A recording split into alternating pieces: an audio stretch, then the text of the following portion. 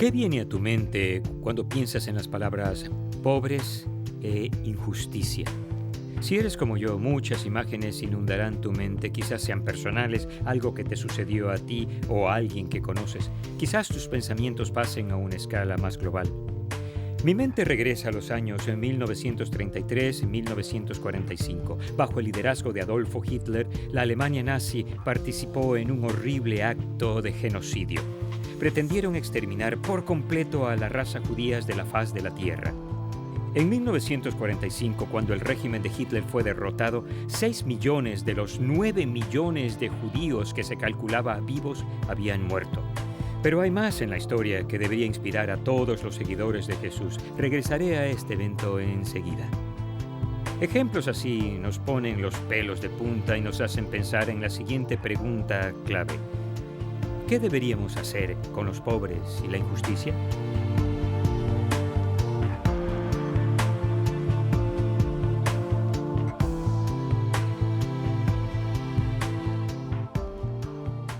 Al leer la Biblia de principio a fin, esta idea clave queda grabada con convicción.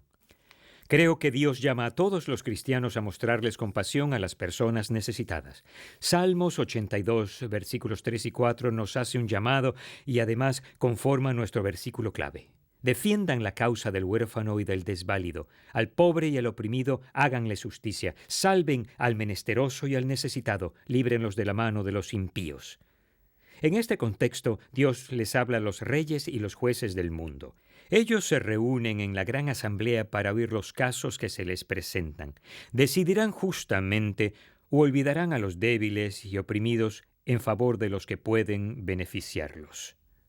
Dios dice que está sentado en el trono del juicio y juzga a los jueces y gobernantes humanos según como lo hicieron ellos. Dios se preocupa intensamente por los pobres y un día enmendará todo agravio, todo acto de injusticia. Y un día, cuando al fin restaure su reino sobre la tierra, gobernará de tal modo que no habrá pobres entre nosotros ni ninguna injusticia nunca más. Mientras tanto, Él hace un llamado y responsabiliza a los jueces y gobernantes humanos por las áreas en las que tienen jurisdicción. Pero este llamado va más allá de los jefes de los gobiernos, se extiende a cada uno de los seguidores de Jesús. Santiago nos escribe estas sensatas palabras. La religión pura y sin mancha delante de Dios nuestro Padre es esta: atender a los huérfanos y a las viudas en sus aflicciones.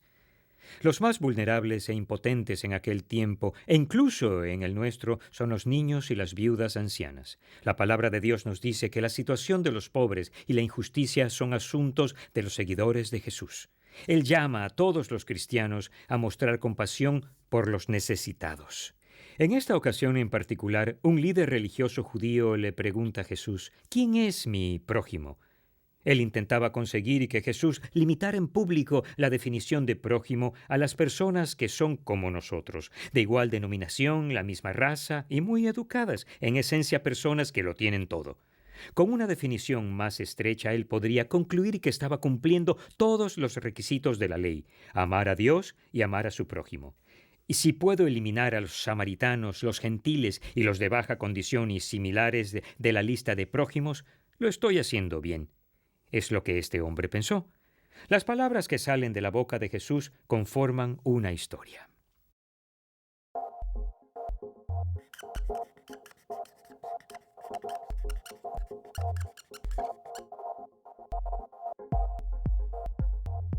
Cuando Jesús viajaba por Israel con sus seguidores, sanando y enseñando, las personas a veces le hacían preguntas sobre Dios y acerca de cómo seguir mejor los caminos del Señor.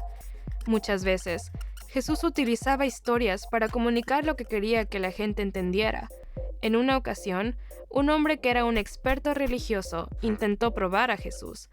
Él dijo que sabía que la ley judía le ordenaba amar a Dios y amar a su prójimo. Sin embargo, este hombre le preguntó a Jesús, ¿quién es mi prójimo? Así que Jesús les contó una historia, tanto a él como a los que estaban a su alrededor. Bajaba un hombre de Jerusalén a Jericó y cayó en manos de unos ladrones.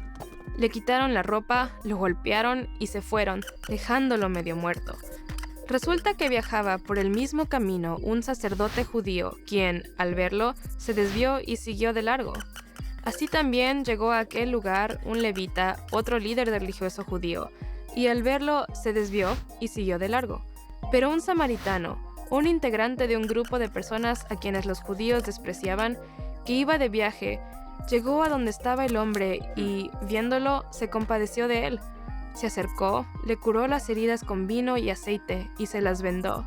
Luego lo montó sobre su propia cabalgadura, lo llevó a un alojamiento y lo cuidó. Al día siguiente, sacó 2 monedas de plata y se las dio al dueño del alojamiento. «Cuídemelo», le dijo, «y lo que gaste usted de más se lo pagaré cuando yo vuelva». ¿Cuál de estos 3 piensas que demostró ser el prójimo del que cayó en manos de los ladrones? «El que se compadeció de él», contestó el experto en la ley. «Anda entonces y haz tú lo mismo», concluyó Jesús.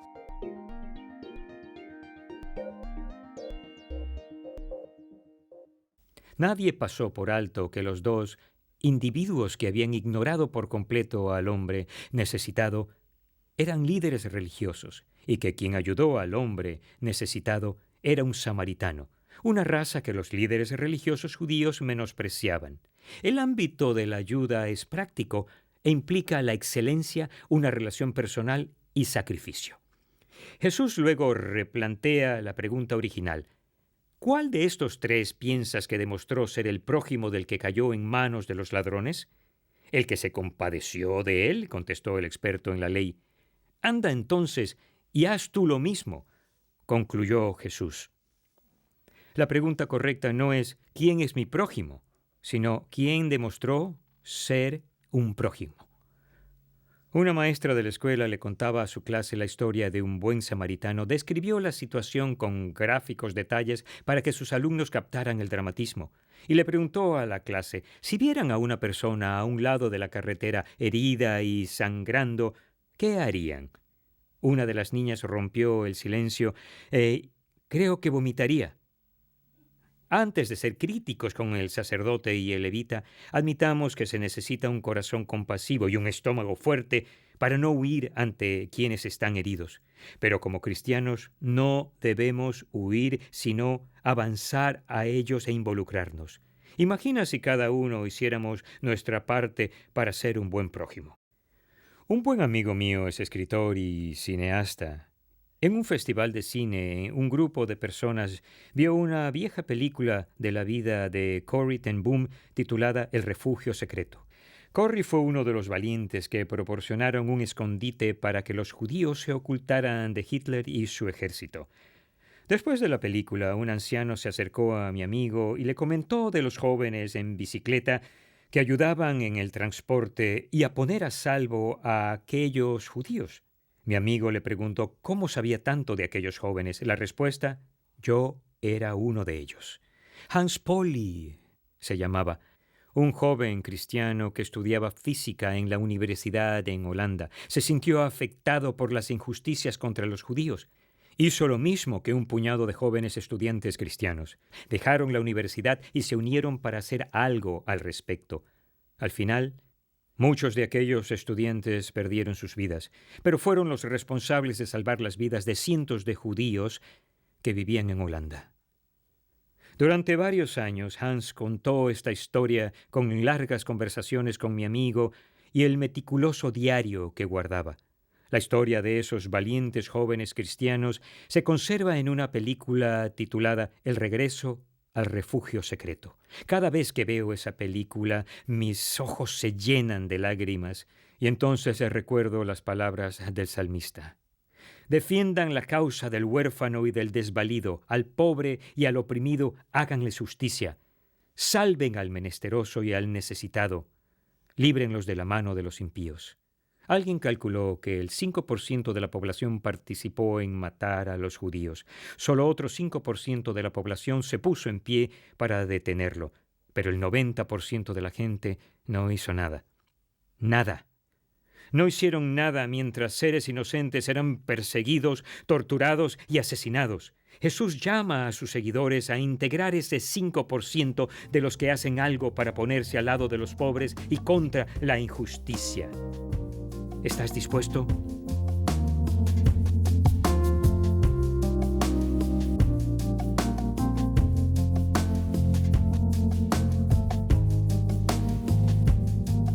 Si creyéramos que los cristianos son llamados a mostrar compasión a los necesitados, eso produciría un cambio en nuestro modo de vivir. Hablemos sobre el tema unos momentos. Número 1. Como cristiano, la terrible situación de los pobres, oprimidos, abandonados y necesitados es mi problema. Si creemos esto de corazón, actuaremos con manos y con pies. Como cristianos no desviamos la mirada de los que sufren, sino los miramos a la cara. Nos sumamos a otros seguidores de Jesús para hacer de modo tangible lo que podamos. Número 2. Haré con los demás como me gustaría que hicieran conmigo. Esta idea viene directo de la enseñanza de Jesús. Es una regla buena para vivir. Si ves a una persona necesitada de quien se estén aprovechando, pregunta, ¿y si ese fuese yo? ¿Cómo esperaría que alguien me respondiera? Solo actúa según tu respuesta. Y hay una frase vieja pero buena. Número 3. A las personas no les importa lo mucho que sé hasta que saben lo mucho que me importan. No estemos entre los sacerdotes y levitas inteligentes que se alejaron del hombre necesitado. Si vivimos con una compasión del corazón, podrían escucharnos cuando compartimos con nuestra boca la verdad de Jesús. Nuestra responsabilidad se extiende de tener solo una relación con una persona necesitada, ayudándola y tratándola con dignidad, dándole un vaso de agua fría en un día caluroso, a incluso dar nuestra vida para salvar a los pobres, los que sufren, a los oprimidos. Si el corazón está en el lugar correcto, Dios nos dirigirá a los que haya planeado de manera específica que ayudemos. Siempre que se preguntan, ¿dónde está Dios cuando se trata de los pobres y la injusticia en la tierra? La respuesta debería ser, miren al pueblo de Dios, ellos están justo en medio de eso. Ese es nuestro llamado. Si lo crees, repite conmigo esta idea clave. Creo que Dios llama a todos los cristianos a mostrarles compasión a las personas necesitadas.